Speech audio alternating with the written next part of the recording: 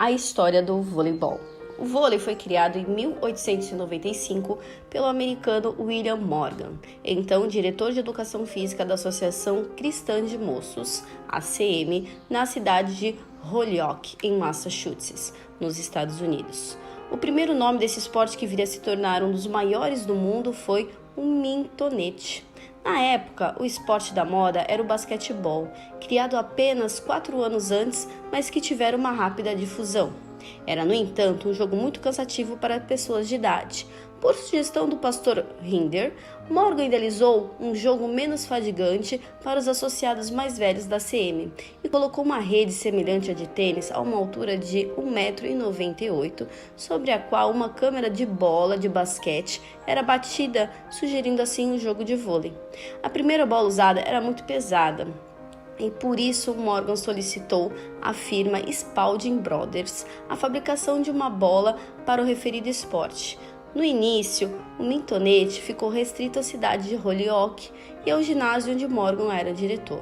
Um ano mais tarde, numa conferência de Springfield College entre diretores de educação física dos Estados Unidos, duas equipes de Holyoke fizeram uma demonstração e assim o jogo começou a se difundir por Springfield e outras cidades de Massachusetts e na Nova Inglaterra.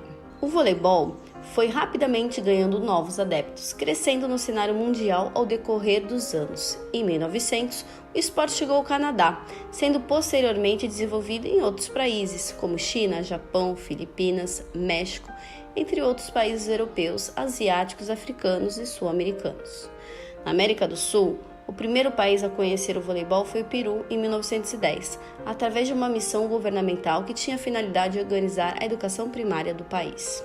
O primeiro campeonato sul-americano foi patrocinado pela Confederação Brasileira de Desportos, com o apoio da Federação Carioca de Voleibol, e aconteceu no ginásio do Fluminense, no Rio, entre 12 e 22 de setembro de 1951, sendo campeão o Brasil no masculino e no feminino.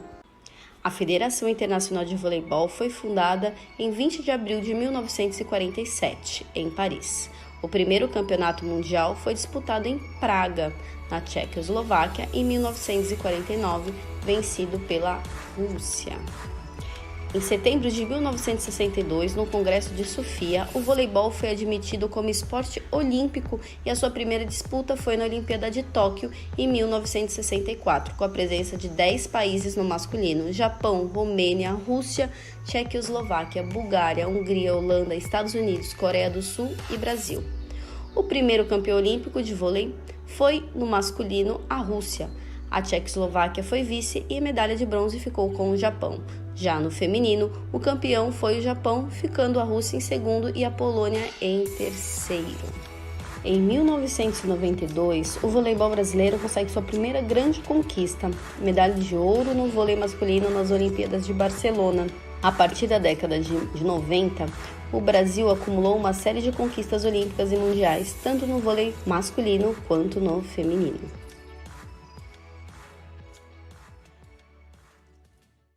O tema de hoje é as regras do voleibol, parte 1. Nessa aula você aprenderá um pouco mais sobre as regras desse maravilhoso e intrigante esporte. Medidas e linhas da quadra. Uma quadra oficial de voleibol possui formato retangular e ocupa 18 metros de comprimento por 9 metros de largura e é dividida ao meio por uma rede. O piso pode ser de madeira ou sintético e deve possuir cores vivas. As zonas de ataque e zonas de defesa são linhas pintadas na quadra que delimitam os espaços onde podem ocorrer os ataques e as defesas. A zona de ataque corresponde a uma linha que fica distante 3 metros a partir do centro da quadra. É nesse local onde são feitos os ataques. Já a linha de defesa é uma linha que começa onde termina a zona de ataque e vai até o fundo da quadra, totalizando 6 metros. A rede possui 1 metro de largura e 9,5 metros a 10 metros de comprimento. Para jogos masculinos, a altura da rede é de 2,43 metros e femininos 2,24 metros. A bola. A bola oficial de vôlei deve ser esférica e coberta por uma capa de couro flexível ou sintético. e composta por uma câmara interior inflável de borracha ou material parecido. A cor deve ser clara e uniforme, podendo também ser uma combinação de cores. Essa combinação de cores é justificada devido ao fato desses jogos ocorrerem em ginásios fechados e dentro desses ginásios fechados não existir uma iluminação natural.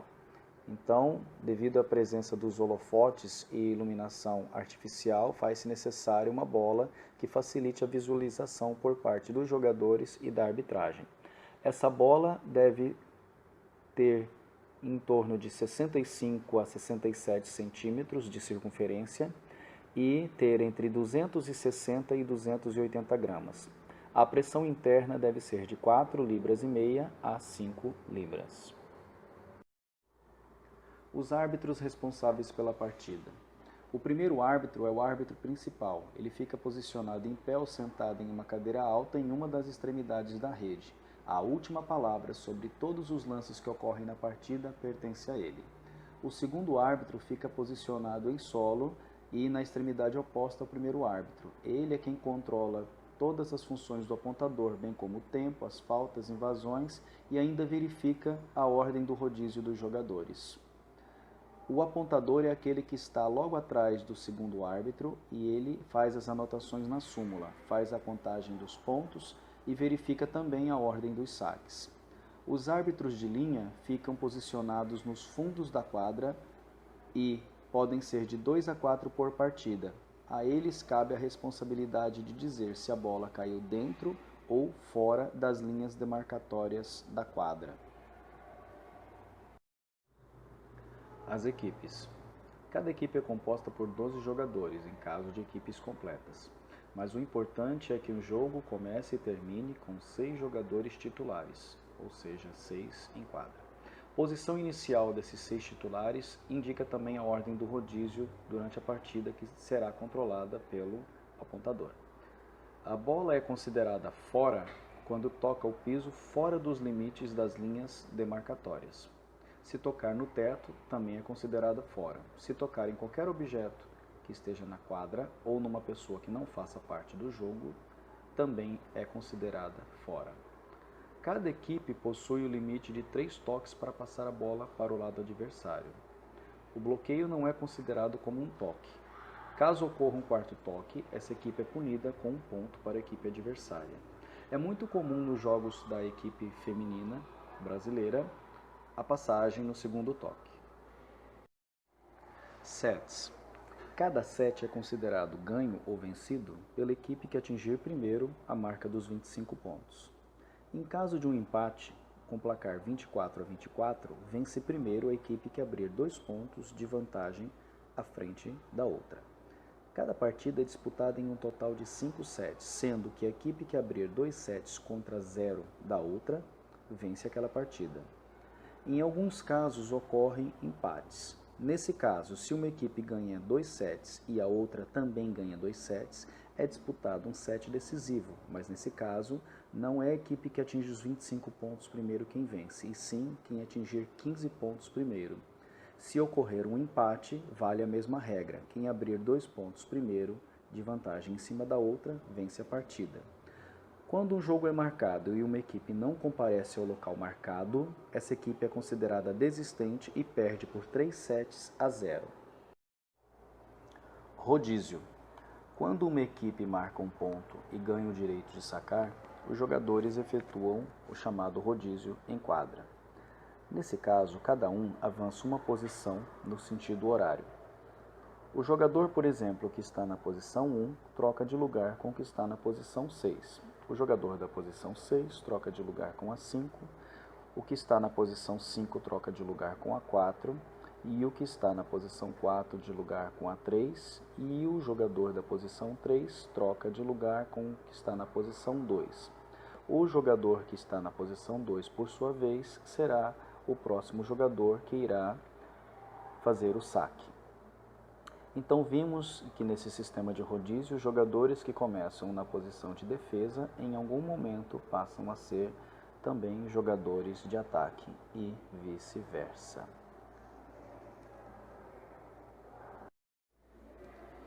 E chegamos ao final de mais uma videoaula. Nesse momento, você terá pela frente um estudo dirigido contendo apenas 8 perguntas. Para respondê-las, você precisará apenas consultar os slides disponibilizados nessa aula. Caso ache necessário, você poderá utilizar uma outra fonte de consulta para complementar os seus estudos. No estudo dirigido de hoje, você responderá perguntas sobre as medidas e as linhas da quadra, as características da bola de voleibol, a arbitragem, jogadores, sets e também sobre o sistema de rodízio no voleibol. Bons estudos!